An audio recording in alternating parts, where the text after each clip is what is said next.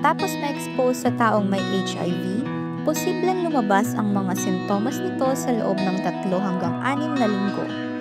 Ilan sa mga maaaring maramdaman ay lagnat, rashes, pananakit ng lalamunan o sore throat, pananakit ng katawan, at pagkapagod.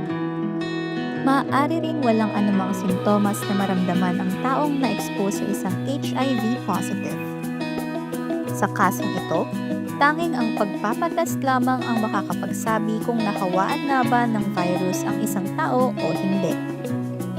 Tandaan, hindi death sentence ang pagkakaroon ng HIV. Mayroong mga gamot at treatments na maaaring gamitin upang makapamuhay ng normal ang isang taong HIV positive.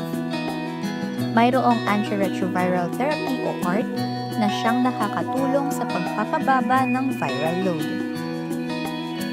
Handa ng kontrolin ang iyong kalusugan? Magpa-test ngayon! Bisitahin ang pnac.doh.gov.ph para sa mga testing center at iba pang impormasyon. Early testing is early protection.